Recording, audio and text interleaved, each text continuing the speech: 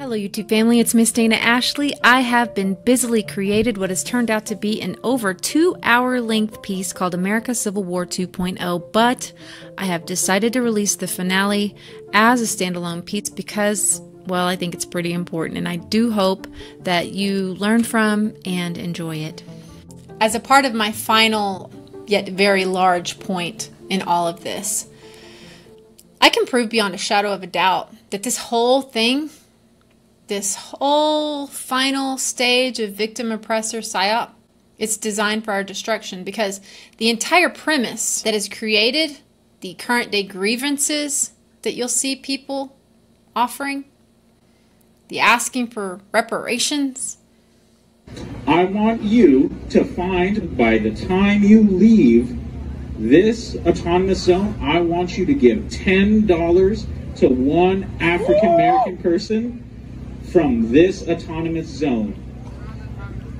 So find an African American person. The white people, I see you. I see every single one of you, and I remember your faces. You find that African American person and you give them $10. Cash App, Venmo, $10 in your pocket. Do it. That justifies the whole white guilt, white privilege thing, right? It's all based on a lie.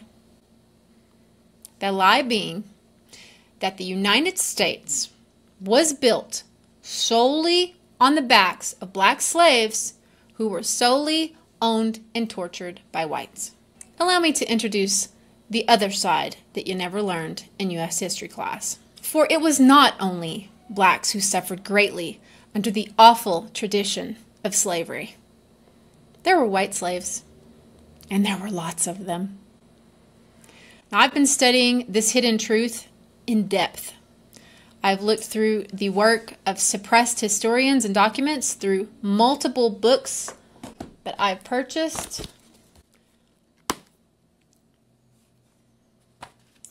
Many of them. Okay? Here's a quote from one of the authors of this book that I bought called White Cargo. Now, as we began to investigate this, and we used all the kind of resources that investigators do, we look at every kind of book, every kind of official report, etc., diaries, letters, we realised it was an enormous story, and it was also something which refuted one of the great ideas one of the key ideas of the development of slavery, which is that in 1619 slavery began in America with the arrival of 20 and odd Negroes, as they were called, sold, according to accounts, by a Dutch captain to planters in England, and this was where slavery began. Well, it wasn't true. Slavery had begun earlier. Children and women and convicts had been sold earlier than that, and although a small number of Africans were subsequently brought to Virginia and sold over the next decades, only very few, only 350 years later. 20 years later. But meantime, hundreds, thousands of poor whites were being brought in, and on various convicts and children, etc., and they were being enslaved. Well, after hearing that, you might be wondering, well, why haven't I heard about this? Perhaps that's because Hollywood never saw fit to make a multi-million-dollar movie about the topic. If we as a people even knew etymology better, we would have already figured out that the word slave itself comes from the word Slav, as in Eastern European descent. To be fair, all races at one point or another have suffered from slavery in some way, but white slavery specifically has been a huge reality in the history of the world that even Wikipedia, notorious for being selective about their histories themselves, have been forced to host an entire page on. This page goes over not hundreds of years of history, but thousands of years of proof of white slavery in the world.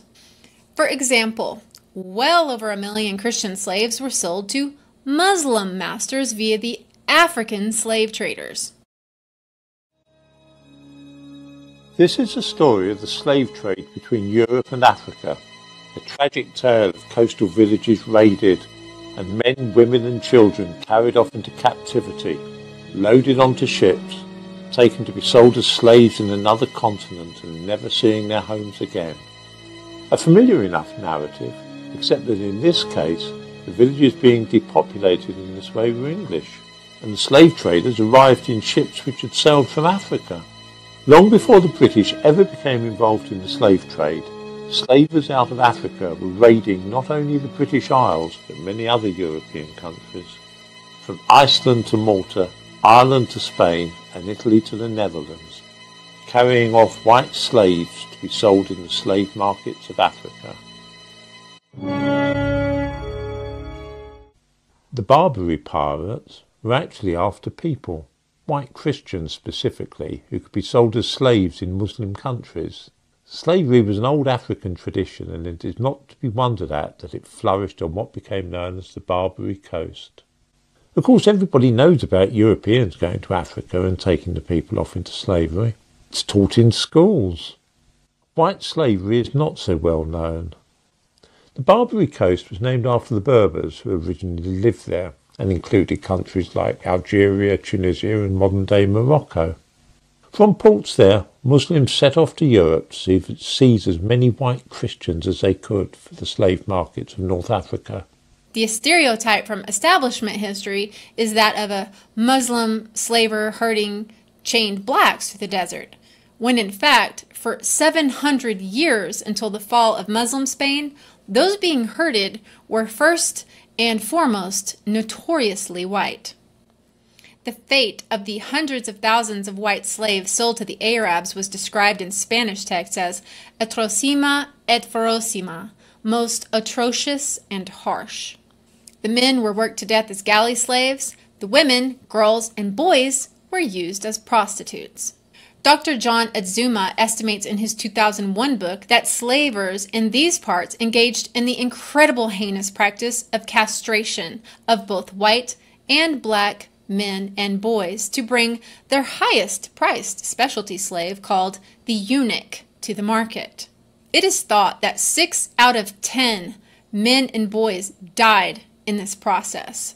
Now this was done not only to stop their nature of retaliation, as well to make them best suited for guarding their other favorite slaves, their sex slaves known as a harem, many of which were also white.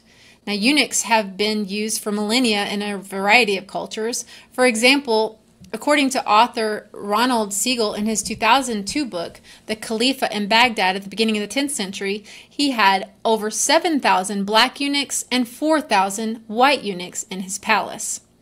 I guess their white privilege did not save the white slaves that were children and women and eunuchs the same fate of their black counterparts. We suffered this atrocity together. Another story that we were never told by Hollywood or historians that could have brought us together instead of apart. All over European seas and coasts, the Barbary pirates in the 16th and 17th centuries constantly ransacked ships ran by Europeans, where they emptied them out, chained them up, and hauled them off to sell in northern Africa. How extensive was this trade? Was it a trifling affair of a few hundred people here and there? Hardly. The island of Gozo, part of modern Malta, was attacked in July 1551 and the entire population of 5,000 people taken off into slavery. The sack of Baltimore in Ireland gives one good example of what was going on at that time. The entire population was removed. This was a serious problem for Europe, especially the Mediterranean countries, but also for Britain and even Iceland. Current estimates suggest that the number of Europeans captured and taken to Africa numbered in the millions. Yet we were all taught the romantic and entertaining stories of the pirates, those radical and lovable fellows, but not afraid to walk you off the plank in their search for treasure, right? But our history books, cartoons, and films failed to show us that, in fact, they were deep into the business of the snatching and sale of souls. And white Christians were their favorite variety. European slaves were acquired by these pirates in slave raids on coastal towns from Italy to France, England, Portugal, to the Netherlands, even Iceland, and taken to Africa for their sale. European men, women, and children were captured to such a devastating extent in these seacoast towns that vast numbers of them were abandoned for fear of this dreaded fate. Now, we all know that America abolished slavery in 1865, right? But how many knew that it wasn't until 1904 that an agreement in Paris regarding the international white slave traffic was penned? The International Agreement for the Suppression of White Slave Traffic geared in great part again to the white women, little girls, and little boys that were still being commonly sold as sex slaves. Why haven't your women activists told you that story, huh? In the early 1600s, whites, mostly Irish, and African blacks were enslaved together in the sugar plantations in the West Keys and places like Barbados. This West Key Island man's accent, celebration of St. Patrick's Day in song, will make a whole lot more sense when you understand this fact. No Colleen, me own, there's a depth in me soul, never sounded unknown. Sure I love the dear silver that shines in your hair, and the brow that's all furrowed and wrinkled with care. I kiss the dear fingers so toil-worn for me. Oh, God bless you and keep you, Mother McCree. Perhaps you find yourself wondering whatever became of those white slaver pirates. Well, when you consider the fact that President Thomas Jefferson, starting in the year 1800, brought the U.S. Navy back to life for the purpose of one of our country's very first military operations, the Barbary Wars, to stop the pirates' extortion and terror of white enslavement against U.S. merchant ships, and they did so quite successfully, you then must consider that your U.S. history books never told you that. And therefore, you must deeply question everything else they taught you. As for Hollywood, can you even imagine how fantastic a movie could portray this event? It would easily make hundreds of millions of dollars. But movies aren't made merely for money. They're made to reinforce your programming. I think I found the deepest meaning for the phrase whitewashed when I fully realized the depths to which these historical facts have been completely removed from our American and world history classes as well as establishment academics.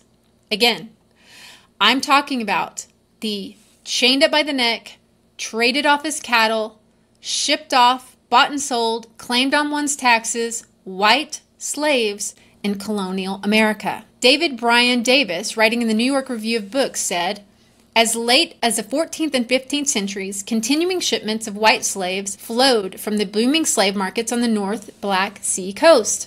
From Barbados to Virginia, colonists showed few scruples about reducing their less fortunate countrymen to a status little different than that of chattel slaves. Now, Random House Dictionary of English Language defines slavery as ownership of a person or persons by another or others. Now, this certainly describes the significant portion of whites brought to the colonies, as a greater number of them died than survived while still being bound in servitude.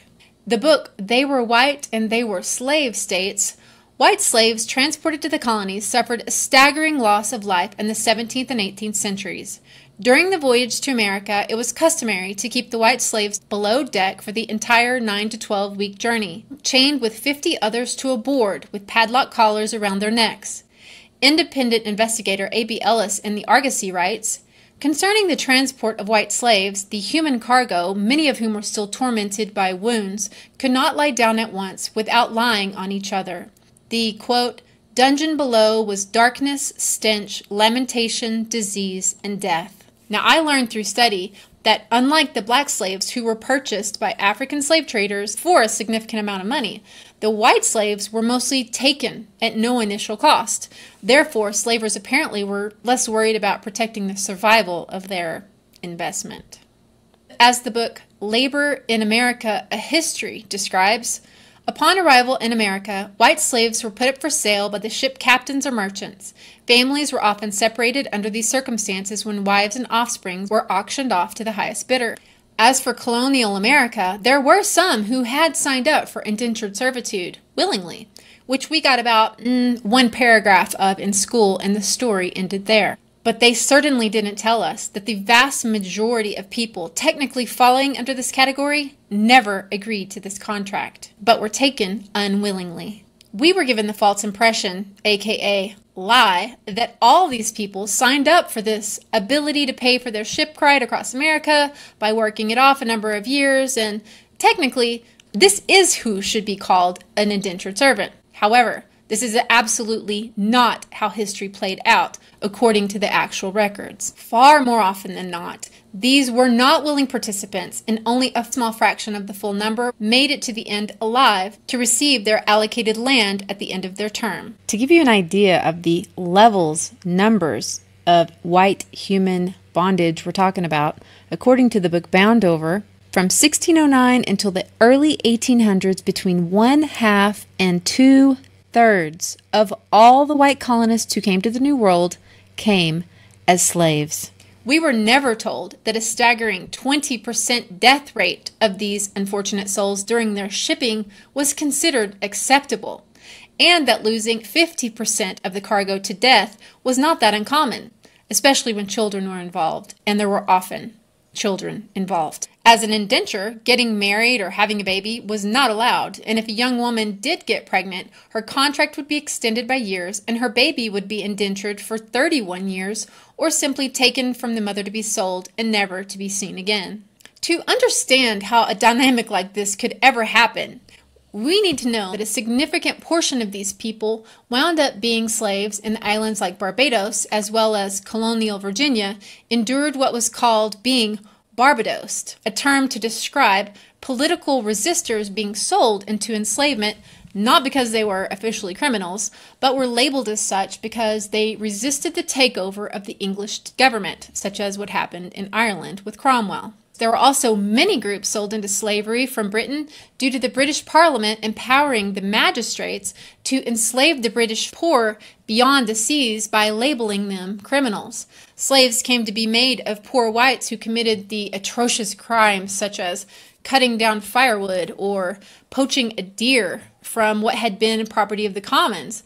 You could be punished into slavery by fishing in an enclosed pond or solemnizing a marriage in secret. An actual example is a father, Thomas Atwood, who, for his wife and children crying from starvation, had nothing to give them, so he took a sheep to feed them. As a result, he was sold in America as a slave. The end result being for many, being separated from their families and transported to the colonies, often for life. Furthermore, there were also large groups of men, women, and children who were just straight up kidnapped from the British Isles. Some were simply knocked over their heads in the streets, taken drunk out of a pub, or tricked aboard ships from the streets of England. Now you have to realize that the snatching and selling of souls was made possible through not only the invasion of Cromwell into Ireland, but that this, along with a virtual industry of enslaving white children, was born to fill the needs for running the colonies and was justified within the shadows of a law put into effect by James I. It was called for the due and speedy execution of the statute against rogues, vagabonds, idle, and dissolute persons. This law essentially gave permission to legally entrap or snatch the poor in the British Isles who were simply asking for food, many of whom were poor children with no parents, to then be shipped off into slavery in North America, whose only crime is that they were poor and perhaps happened to be found sleeping in the streets when a constable walked by. This horrendous English trend is actually where the word kidnapped came from, although today we use it to describe all different ages of persons taken against their will, but it was coined from the term kid-nabbed, a frequent fate of the poor children on the streets of the British Isles. This reality was certainly perpetuated by the fact that in some cases, up to 50% of the sale of the person went to the local judge, and a small percentage went to the king himself. The law contained the phrase, with the power to have their order assigned places and parts beyond the seas, unto which such places be banished. The other side of the story, which we won't go into here, that it was the wealthy aristocrats whose laws put the people into this dire state of poverty in the first place via the theft of the common property of the people. Again, banishing them from fishing or hunting on the lands which they had always had access to hundreds of years before. But to give you an example of how widespread this kidnapping and selling into servitude was, according to Edward Channing and the History of the United States, there were 10,000 English whites kidnapped for this purpose in 1 year, 1670, alone. Now do the math for well over 100 years. Yep, whites were slaves too, even before the first African was brought into America. And when one can scarcely think of whites as slaves, the mind first thinks, well, surely they were treated better, right, than what we hear the black slaves were treated later on. But in the documents, when you dig deep, paint a very different story. Like those found in the records of Middlesex Country, Virginia, whippings were commonplace, as were iron collars and chains. The horrifying treatment was not an uncommon reality of whites in bondage in the colonies, but it was so common, in fact, that the whipping of white slaves resulted in so many being beaten to death that in 1662, the Virginia Assembly passed a law prohibiting the private burial of white slaves because such burials helped to conceal murders by their masters. The colonial records are simply chock full of the death of white servants by beatings and starvation and exposure, yet you'll find no conviction of the murder of their masters, only innocence, perhaps due in part to the fact that it was only the propertied white class, and therefore for whom white slavery was very profitable, that were allowed to serve on a jury.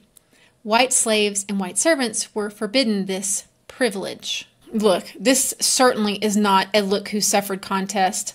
I am forced to point out a very deep, dark fact about our nation's history because of this contrived narrative that is today using the lies by the offspring of the same elites that today are causing so many of us to openly hate and persecute each other right now.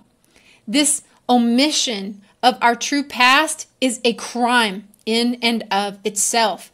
The horrendous story of black slaves, and it was a horrendous story, has been told over and over and over.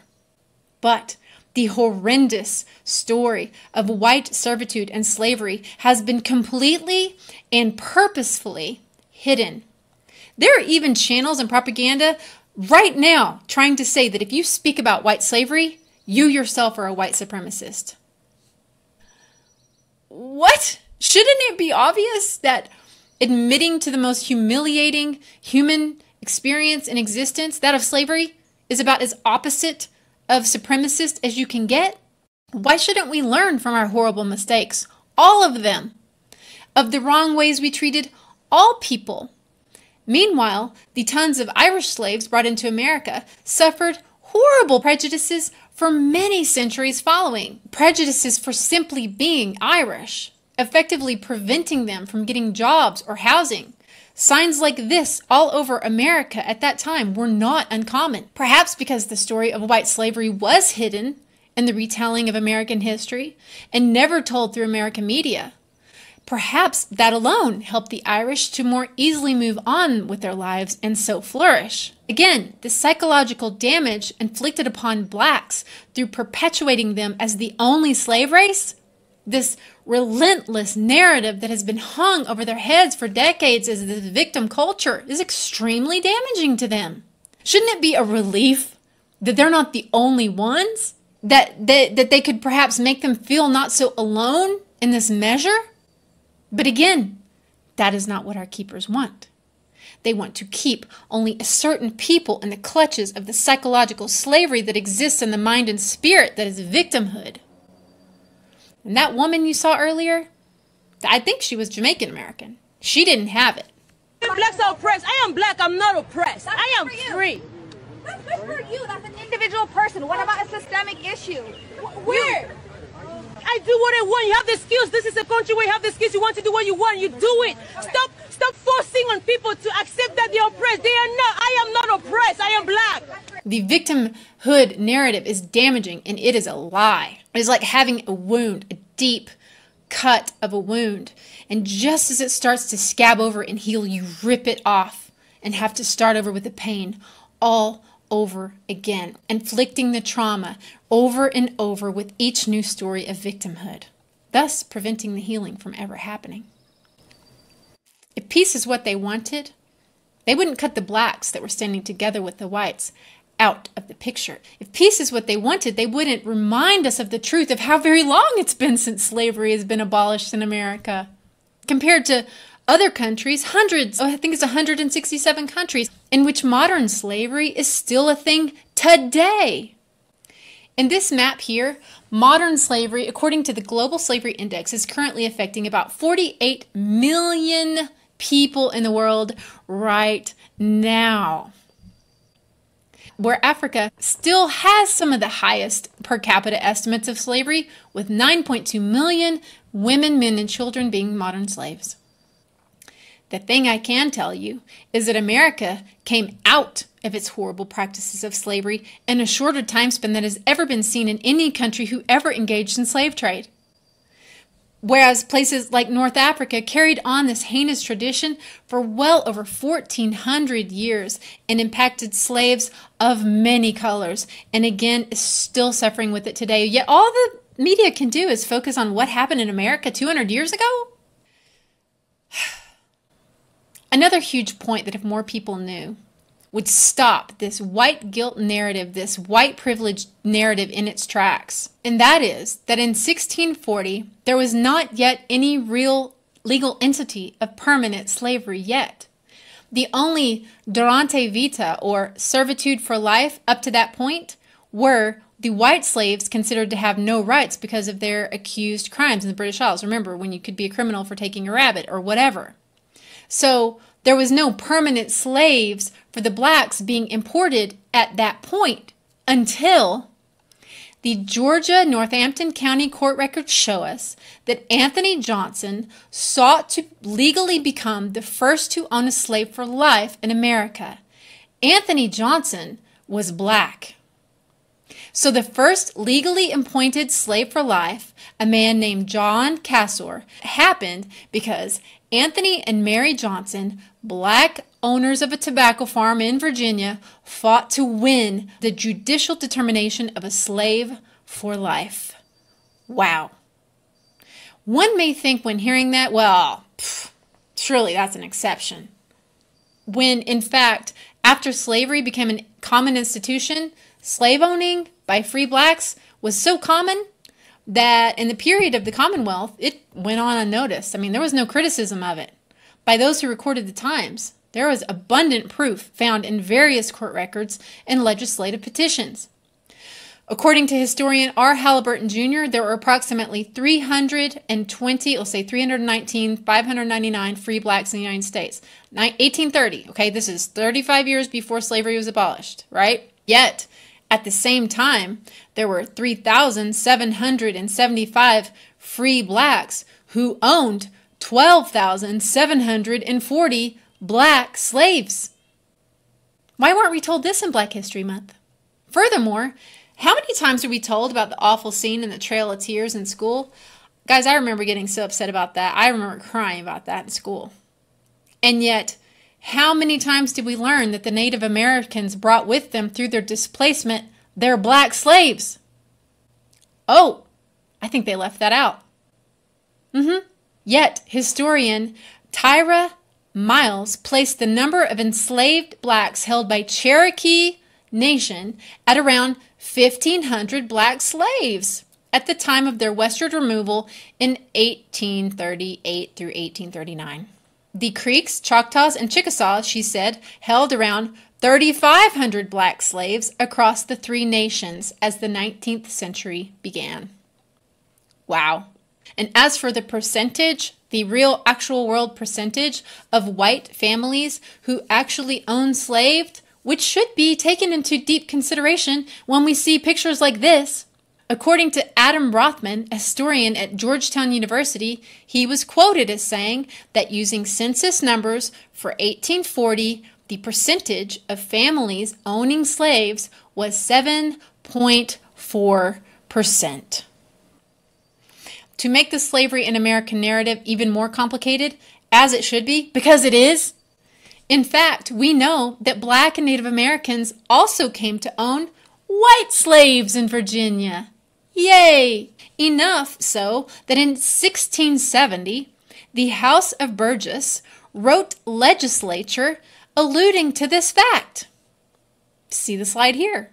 The law, though, apparently was not heeded, since 35 years later it was written also into Virginia's Slave Code of 1705 that reiterated a law indicating that Blacks and Native Americans were still owning or purchasing Christians, which was a euphemism for a white person.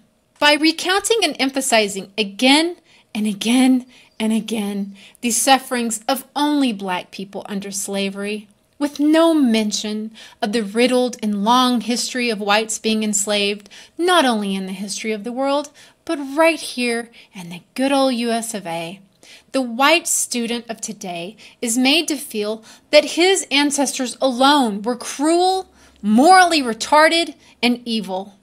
They are made to feel that they owe Blacks a nearly infinitesimal compensation, since they are taught that Black people's problems today are the legacy of hundreds of years of slavery for which white people are solely responsible. Yet, the evidence that I have provided with you today offers a mountain of contradiction. That is the other side of the story. White students today are taught the lie that the relative prosperity we enjoy today, if we are actually blessed to enjoy it, many of which are not, was achieved largely by the exploitation of Black slaves. Is it any wonder that thousands of our young people join Freemason Jesse Jackson in chanting, "Hey, hey, ho, ho, Western culture's gotta go"? Why are you on? We're on your side! We're on your side! Holy shit! What? We're on your side! We're on your side! And remember how earlier I talked about all of this being about order out of chaos? Well, even white guilt, this apex of the chaos we see now, was planned over many decades. Evil elitist from a banking lineage, Frederick Lieneman, was a handler to Winston Churchill, and he admitted this according to the personal memoirs of Lord Sherwell when he was quoted as saying, "Do you know what the future historians will regard as the most important event of this age? It will not be Hitler and the Second World War. It will not be the release of nuclear energy. It will not be the menace of communism. It will be the abdication of the white man." Jesus said, "Follow me." He never said, "Follow Freemason occultists used to divide God's people, who by their very nature are antithetical to Christian principles." I've already showed you that it was the mystery religions of Babylon that crept into America from her founding. It is today the same Antichrist spirit that has perpetuated the evils that we are all suffering from today. Yet we wrongly teach our children through the media, nothing short of a false history in school, that it was Christianity that was to blame. Is it any wonder that they reject their European heritage, who has been through massive amounts of persecution, Rome, Inquisition, to turn around and embrace anything, any other culture besides their own?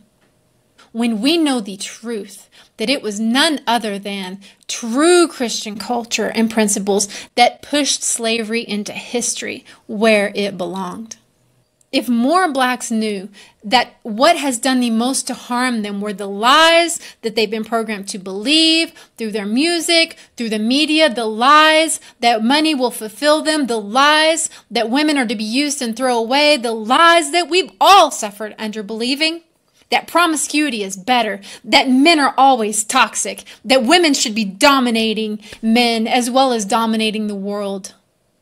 Women, our gift is in our ability to nurture, our empathy, our ability to be flexible and supportive, yet your feminist movement has destroyed you and your family.